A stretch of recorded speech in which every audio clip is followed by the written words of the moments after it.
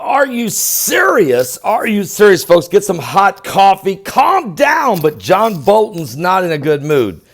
And I don't think he probably should be, according to the reports now on those tankers that were sabotaged off the coast of the United Arab Emirates.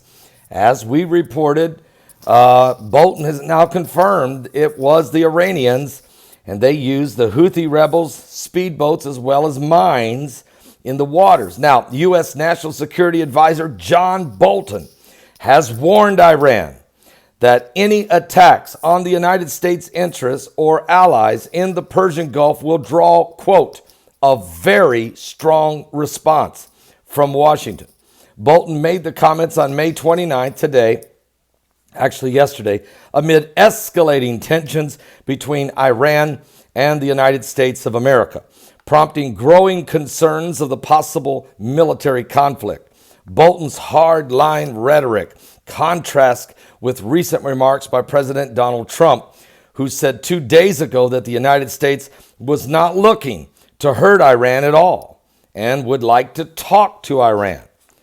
But Bolton, speaking to reporters in Dubai, the capital of the United Arab Emirates, said Iran was almost certainly behind the attacks on the oil tankers off the coast of the United Arab Emirates 2 weeks ago. Matter of fact, Bolton tweeted that he met with the UAE Crown Prince Sheikh Mohammed bin Zayed Al Nahyan and the country's national security advisor to discuss their recent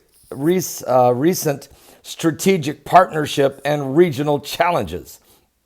Now, regional summits are planned for today and tomorrow in Mecca, in Saudi Arabia, as attempts to further isolate Iran continue. Washington, a close ally of the Iranian regional rivals Saudi Arabia and the United Arab Emirates, has blamed Iran for the May 12th attacks that allegedly damaged these, they're now saying 4 vessels and 2 Saudi oil tankers. It was actually 7 oil tankers, but a 5-nation team of experts, including Americans, are investigating these attacks. Bolton also said there was a failed attack recently on the Saudi port cities of Yanbu and the terminal point of Saudi Arabia's east-west pipeline. That happened. They used the Houthi rebels flew Iranian-made drones 1,000 miles into Saudi Arabia and hit 2 different locations, striking the pipeline. Iran is certainly behind this. Saudi Arabia has accused Iran of ordering these drone strikes on the east-west pipeline and other oil installations in the Kingdom of Saudi Arabia that were claimed by Yemen's Iran-backed Shiite Houthi rebels, who are funded and supported completely under the command of course, the Revolutionary Guard and their Major General, Qassam Salami. Now, the point is to make very clear to Iran, said Bolton, its surrogates, and to these kinds of actions, you risk a very strong response from the United States, Bolton said without elaborating. But one of the spokesmen for the Iranian's foreign minister said that Bolton's remarks were ridiculous accusations. And the Iranian president, Hassan Rouhani, said that the road is not closed to talks with the United States, but only if Washington returns to the 2015 nuclear accord between the world powers and Iran. And that curbed, of course, they've said, their country's nuclear program in exchange for relief from the crippling economic sanctions. However, the supreme leader, the Ayatollah Ali Khamenei, reiterated that Iran will not negotiate with America because negotiation has no benefit and carries harm, according to his website. Relations between Iran and Washington have plummeted since the United States pulled out of that agreement a year ago.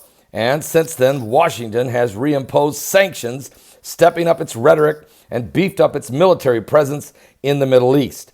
Acting U.S. Defense Secretary Patrick Shanahan said on May 29th that the hundreds of additional U.S. troops ordered deployed to the Middle East last week will go to Saudi Arabia and Qatar. And speaking to reporters traveling with him to Asia, Shanahan said he believed that the recent deployment of the Carrier Strike Group and B-52 bombers to the region had deterred further attacks on our people in Iraq. But he said the situation still remains tense and that the Iranian threat to our forces in the region remains. Meanwhile, the White House announced that John Bolton and his Israeli and Russian counterparts will meet in Jerusalem in June to discuss regional security issues. This is huge. The national security advisor of these three nations, the United States, Russia, and the Israelis, meeting in Jerusalem just before the unveiling of Jared Kushner's peace plan, the deal of the century, or at least the first part of that plan, which will be released in Bahrain on June 25th and 26th, the economic portion of the Trump peace plan, the deal of the century. Well, a statement also by Bolton said Israeli national security advisors will be meeting with him in that meeting in Jerusalem. So a lot going on in the Middle East. Tensions are growing while it seems like it doesn't really matter what anybody says or does. The United States and the Arab nations, along with Israel, this coalition is formed to bring about some type of peace deal. Looks like a one-state solution right now, at least in the early stages. It may turn into a two-state once Israel gets in full negotiation mode with the Palestinians. But at first, it is all about money, making money for everyone. And it would make a great opportunity, really, for the Palestinian people because they would have jobs, factories, new schools, new hospitals, an airport, and probably even if you live in Gaza, you'd probably become also dual citizenship with the Egyptians. Just a lot of new infrastructure. Billions of dollars would be poured in from the United Arab Emirates, from Saudi Arabia, from the kingdoms of Bahrain and Kuwait and Qatar and Oman and Jordan would support it. Also, the Egyptians would support it. The Israelis certainly would pour a ton of money in there. And so would the United States. The Queen and Great Britain would pour it in there. The Vatican would pour it in there. Even maybe Russia would put some in there. And France certainly would also throw a little bit in there. And you would see this tremendous, this is what they're trying to sell. I'm telling you, that's why the Palestinians and that's why these Arab nations are getting behind the deal, because of the opportunity. But there's another political part of this. And is there going to be a two-state solution or not? And that's what we don't know exactly. We're waiting on this deal to be unraveled and be at least released and then negotiated. So Bible prophecy, and will Israel get to build the third temple?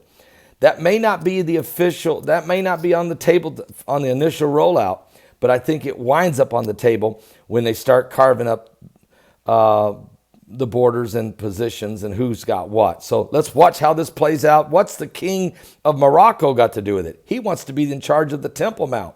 His name is King Mohammed VI. But what about King Abdullah II of Jordan? Does he give up that? And why would he give up the Temple Mount? Maybe he needs to, so that the change and to allow a third temple is done by someone else besides him. There's a lot on the table. Biblical prophecy. Jesus said, when you see the abomination of desolation spoken of by Daniel the prophet standing in the holy place, whoever readeth, let him understand. Folks, this deal is coming fast. And oh, by the way, guess who's left out of this whole thing? The Iranians. They are the odd man out, and they're being squeezed from every direction. What does that mean? I'll be back with more. Don't miss today's live broadcast. Starts at 12 noon Eastern at my website at paulbegleyprophecy.com, everywhere, including right here on this YouTube channel.